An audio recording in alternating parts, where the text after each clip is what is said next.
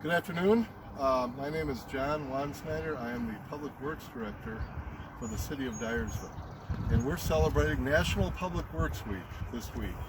I decided to shoot this video on this bridge. This is the Dave Vorwald Memorial Bridge. This was just constructed last year. It connects Candy Cane Park with Westside Park. And it's named after Dave Vorwald. Dave was the Public Works Director for the City of Dyersville for over 30 years before I started here. Dave actually became a good friend of mine. I used to work in consulting engineering for 22 years for the City of Dyersville, and I got to know Dave quite well.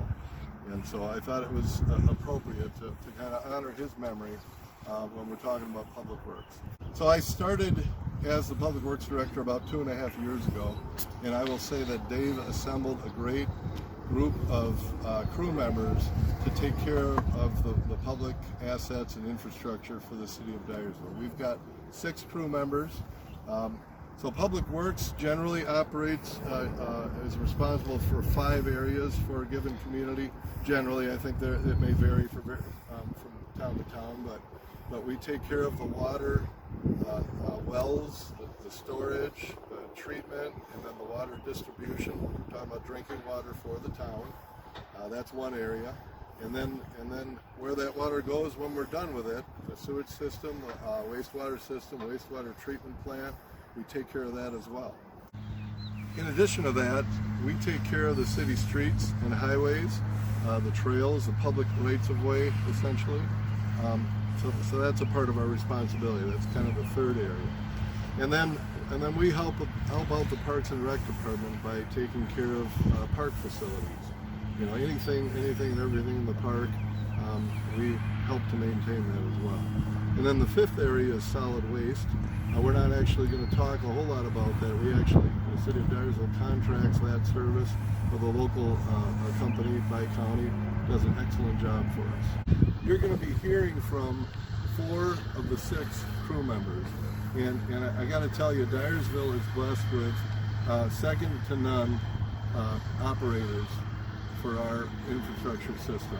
So you're going to be hearing from Terry Raker, he's our water operator. Also, you're going to be hearing from Mike Maas, he's our street foreman. Kevin Roush, also, he works in the street department, but he has also taken ownership of the parks, and he helps to maintain the parks. And then Mike Lansing is our wastewater operator. And they all have some very interesting things to share about public works, what it is, what we do, and what we do to keep things moving for the community.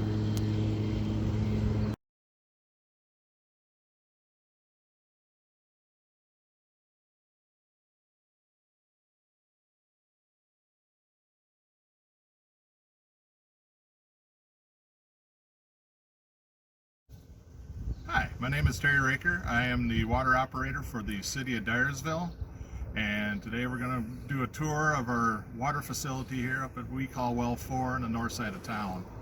A little bio on myself. I've been with the city for 17 years, but I've actually only been doing the water operation side of it for a little over a year. So today we're going to start with a little tour of the well facility up here. Okay, at Well 4 we have several components that make this well come together. The first component would be our well head, where our water is pumped.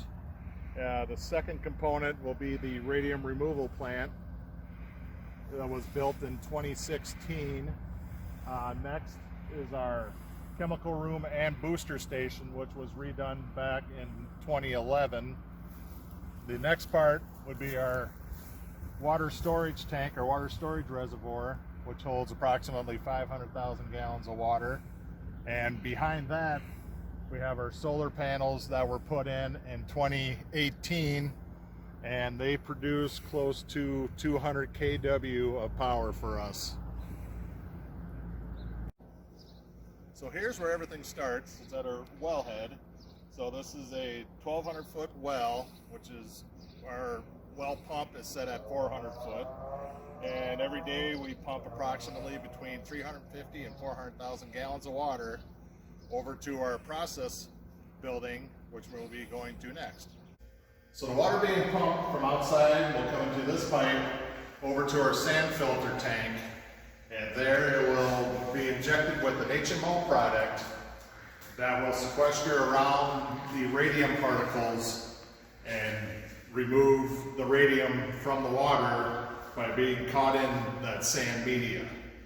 The other water will then go to the next process, and our sand media, which once a week we will backwash, which basically reverse the flow of the water and flush all that radium particles and any iron particles out to be disposed of.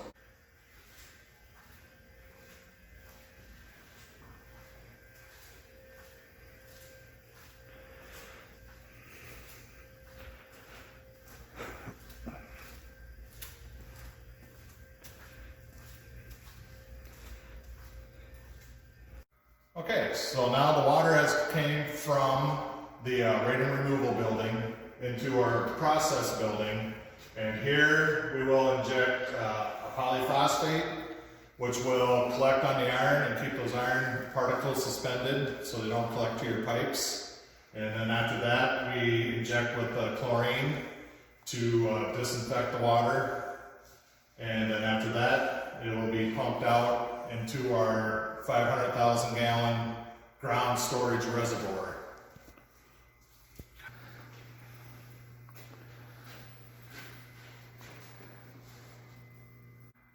As our water is being called for in the system, either with low pressure or our water tower level is low, our booster pumps will turn on and take the water from the ground storage reservoir.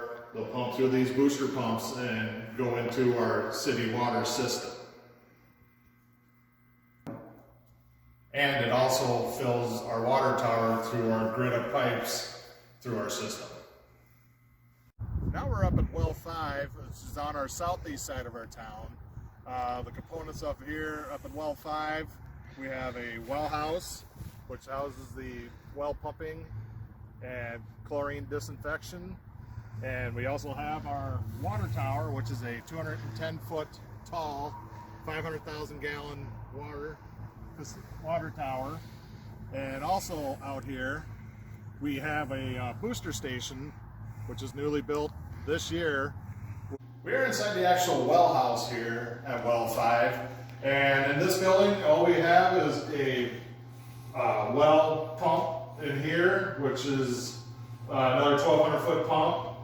It is probably set at about 350 feet, and it pumps approximately 400 gallons a minute from here. And also in here we have our chlorine disinfection, and we also add polyphosphate again to take care of the iron in the water. Okay.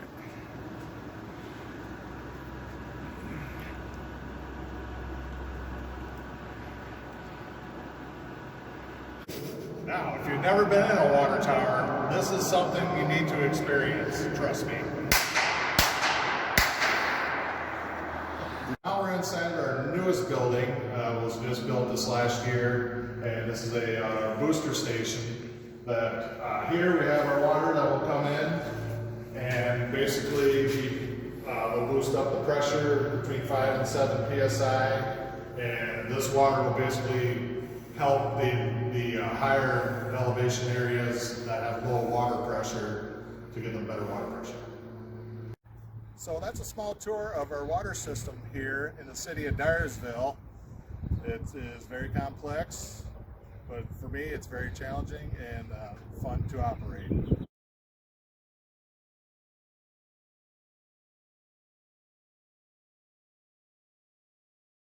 My name is Mike Moss. I've been in the city of Dyersville for a little over 28 years now. My position is the street foreman,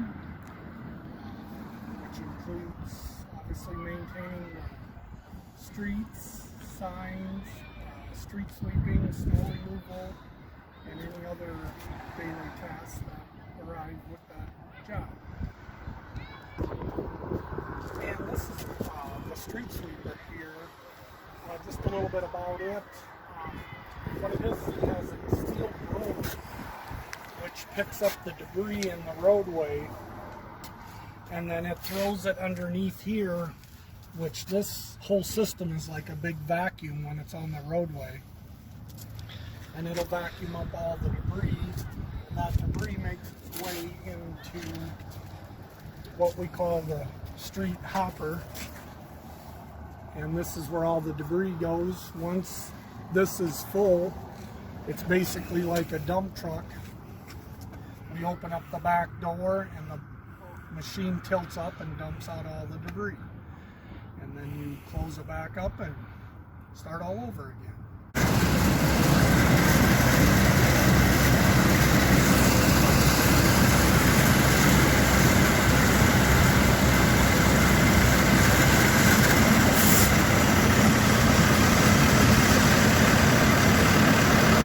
And while operating the street sweeper, it's a little different than a car. We drive from the opposite side. You can possibly see here, it has 2 steering wheels in it. You sit on this side when you're sweeping, and when the sweeper's not being used, you sit on the left side just like in the car. And another thing with the street sweeping is we try and have it on a set schedule where once a month we're out, and it takes approximately a week to do the complete count. Here comes our motor.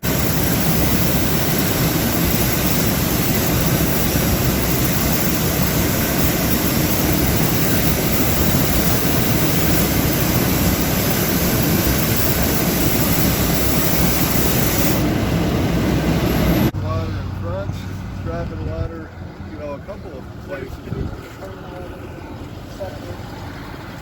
We vacuumed it. Just a few other things that are street department related that we take care of is obviously the roadways. We have them try and do so many a year with a resurfacing application. One other item that we take care of in the street department is we do all of the line striping, parking stalls, crosswalk areas, and this is done in white or yellow. We do this once a year, usually starting in June, and it takes us a good couple of weeks to do the whole town.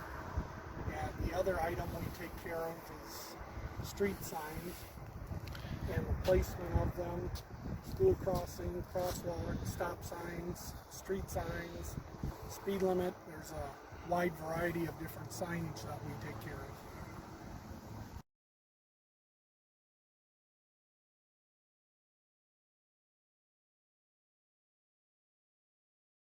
Well, hi, I'm Kevin Roush, and I work for the City of Dyersville Public Works and the Streets Department, but I've also been taking ownership of the maintenance of the parks. So today I'm going to tell you a little bit about what we do to maintain the parks, the ball diamonds, and all that fun stuff. So I'm down here at Westside Park, and some of the chores we do is we make sure that the ball diamonds have sufficient amount of lime on them. We also drag them daily to make sure they're dried out. So when ball teams have practice and games in the evenings, they are ready to go for them. We chalk all the lines and paint the outfield lines. But we also make sure all the garbage cans are emptied. After a weekend, there's a lot of trash that blows around that we got to pick up. And a lot of trees and stuff around here, so we can make sure they're all trimmed and taken care of. The porta potties down here, we make sure that they have sufficient amount of toilet paper and are clean. And the walking trail, if that gets marked up in any way, we wash it, we power broom it, we empty the garbage cans along the walking trail and fill the dog waste bags. And the walking trail from Westside also connects over to Candy Cane Park, which there this year we put in 4 new dugouts at the 2 ball diamonds. So there's been a lot of extra maintenance just to get them up and running, cleaning up after the construction, bringing new lime in around them, putting dirt behind them, filling in with grass seed, and just getting it back tidied up and ready for the ball tournament season to begin.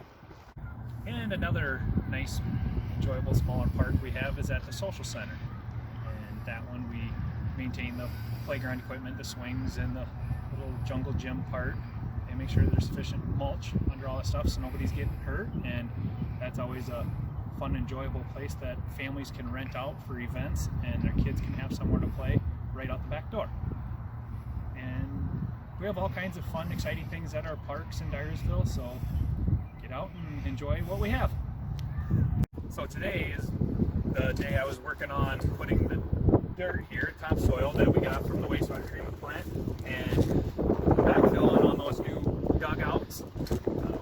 We use this dump trailer to shovel it off, or you can also goes up and you can dump it off in a pile.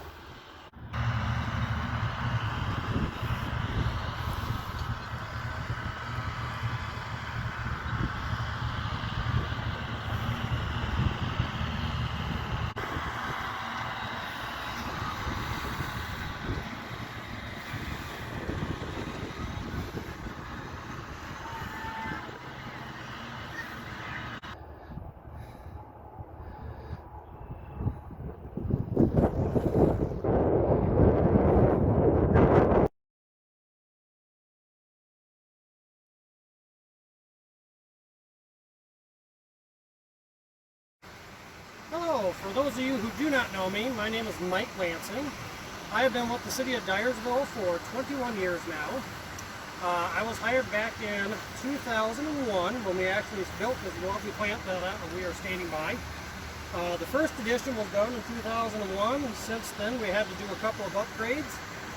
2010 we put on phase 2, and in 2018 we started phase 3 of the wastewater treatment plant. Currently, we are processing approximately 450,000 gallons of wastewater per day, which comes strictly from the city of Dyersville. And of that water, it all flows down here to the wastewater treatment plant and is pumped up and through our treatment system.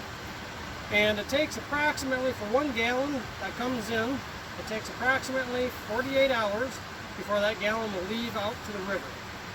We have 2 end products at this plant. One is clean water that is released to the wastewater or to the river after disinfection, and the other one is farm fertilizer. So with that, we're going to take a little tour around the wastewater plant, and we're going to go through the main stuff. If you will look down here, there is a small little gray building to the left. That is our main pump station. At that facility, that is where we pump all the 450,000 a day or more, depending on how much we get. We pump that out of the ground down there, and it processes through our wastewater treatment plant. First stage of wastewater treatment is the pre-treatment, which is screening and grit removal.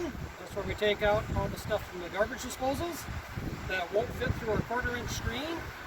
And we also take out any sands or heavy solids that fall out, and we wash those organics and we put them into the dumpster, and we lime stabilize things. If you follow me, I will have you take a quick peek. So in our pre-treatment area, we have a liquid screen which takes out anything that was put down by a garbage disposal that will not fit through a 1/4-inch hole. That is washed and re-washed, and then put into the dumpster, a plastic bag, and we take that to the landfill. After that process, we have a tank over here where we have the heavy sands fall out, and those are taken out, washed, and those are put into this dumpster over here. So that is called pre-treatment. After pre-treatment, we go down to our oxidation unit, and that's where we have our primary treatment. So follow me, and we'll go down to the primary treatment. Now here we are at our flow splitting structure. What this structure right here does is it will take the flow and it splits half of it between our original plant and half to our brand new plant. That gives us the ability, we used to be at 1.2 million gallons a day of treatment, which that doubled it to 2.4 mgd per day is now what we can handle. So in our oxidation ditch, the new one and the old one are identical. In the outer ring, we start off with the anaerobic zone, that is without any oxygen whatsoever. And the middle ring, that is our aerobic zone, where it is anaerobic and aerobic both together. And on the third one, when it's just about ready to come out of the oxidation ditch, that is our aerobic ring. And what we shoot for there is about 2 milligrams per liter of oxygen in the water before it goes down. That makes our bugs happy and makes them do what we need them to do. And then they are taken back from down below on the clarifier side, which we'll go to next, and they get recirculated back up to the plant and go through the whole process again. It's just one continuous cycle. So follow me, we will go down to the clarifier building. So in our outer ring, this is no oxygen, and the water is barely moving. In the middle ring, that one has a little bit of oxygen, but there's no excess. And on the inner one, that one does have excess oxygen in it. So here we are in our clarifier building. A clarifier is just a big still well tank where we let things settle out. Right here to my left, we have 2 clarifier tanks. And if you can zoom into the center, you'll see that the water coming in is all chocolatey and looks kind of yucky.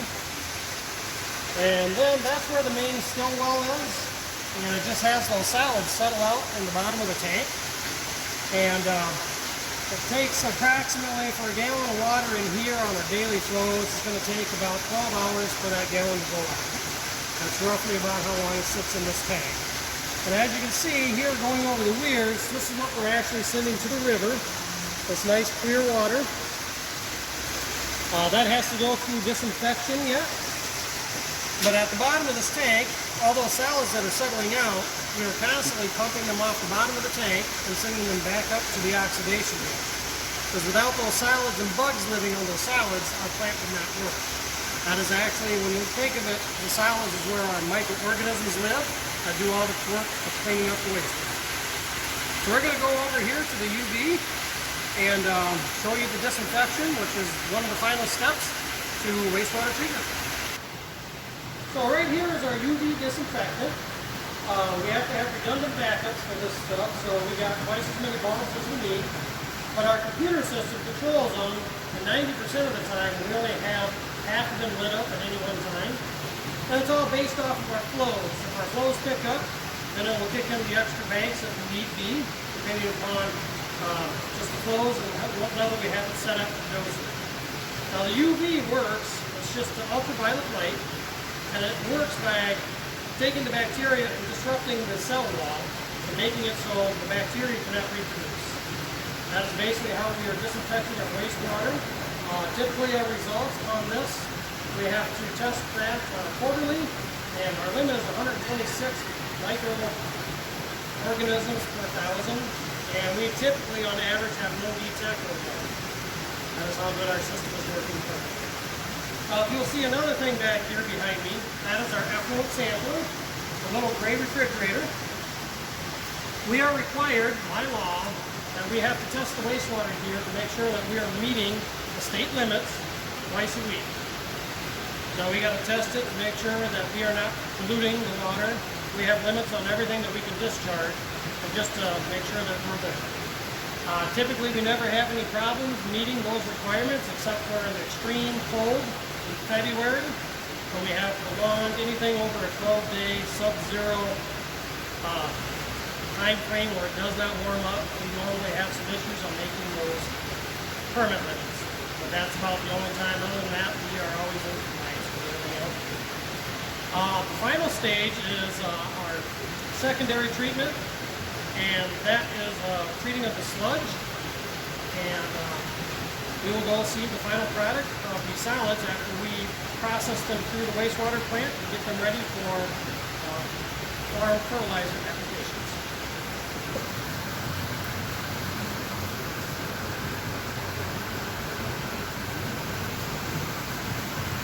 So here's a digital diagram on the computer processor that we use for controlling most of our equipment.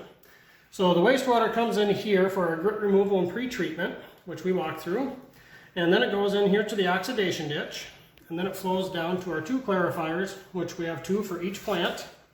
And from the clarifiers, the solids either come back up to the oxidation ditch, or once every hour for 5 minutes, the flow is diverted and it goes over to our digesters. And our digesters, that is the secondary treatment where we treat the solids, and basically we dewater them and get them ready for fertilizer applications. So we will go out and see the final product here in just a minute. So here we're at the sludge storage pad. This is where we store all the sludge for an entire year, and we apply it one time in the fall to a farmer's land. We have enough nutritional value as fertilizer in what we produce here at the wastewater plant that we can totally fertilize about 20 acres of corn crop. So we can do total nitrogen requirements and meet that just with our sludge. Currently, it's great if you can just find a farmer that has the right type of ground that will work with you, that can actually take this. Currently, we don't charge them for it. We're just trying to get rid of this product, and the farmer is happy to have it. So as you can see, right now, we've been storing this since November of last year. We got probably another 4 months to go before we're going to be able to do the land applications. But that is the final fertilizer product that we put out of here. Next, we're going to go over to the compost site, which is out here on the wastewater treatment plant grounds too, and that is another thing that we have to take care of. It takes quite a bit of it doesn't take a lot of time, but it does take probably on average at least 5 to 6 hours a week. So here at the Diarsville compost site, one of our daily duties is to make sure that we have room for whatever everybody brings out. Currently, we are using our conduit loader or pushing this pile up into our bunker. When the bunker gets full, we contact T&W Grinding, and they come over and they grind it all up. When they're grinding it, what they do is they basically grind everything together, and it breaks it up into small, fine pieces, and they put it in a big pile. And that big pile, what they do is they let that cook all winter long. It takes approximately, depending upon how much stuff we have. Trees take about 2 years to break down. Gas clippings take only about 6 months. But you gotta have the right combination of everything in order to make it. So they come in, they grind it. One thing they don't like to find is log chains. Unfortunately, when we find log chains, it's too late. It goes through their mill, it gets caught on the magnet on the other end, so it doesn't make it into the compost. Tires, you really don't like to see tires. Once in a while, we'll get a tire out of here. If it has a rim on it, then I know somebody just left their spare tire behind. But if it's just an old used tire that doesn't have a rim in it, well, somebody just trying to get rid of a tire. What we have to do with that is we have to take it, we have to dispose of it. Now, what pays for the operation of this entire site is the garbage dues for every household in town. On your bill, your water, sewer, and garbage bill, a small portion of the garbage is allocated to operate this facility. That's how we paid for it, that's how we keep going. And what we used to do with this product, we always used to just take it north of town and we used to burn it. That was a real waste of resources and everything. Now with the composting, everybody in town here brings us your yard waste, and we grind it up and we turn it into a product and give it back to them. Basically, we get two products out of here. We get our compost, which is free, and free to anybody. And we also get a mulch product over here, which is more wood product, and that is great for putting in your flower beds to keep weeds down or around trees. So, like I said, it takes approximately 5 to 6 hours a week for maintenance out here on this thing, just with pushing up the piles, and then making sure that we have plenty of mulch out and plenty of compost. That's pretty much our operation on the compost site.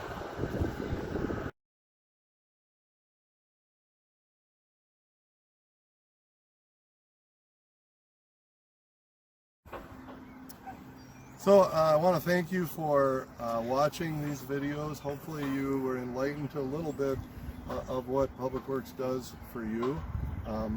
It's a very interesting field. It's very interesting things that we do, that we take care of.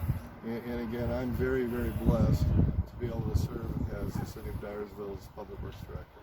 Thanks.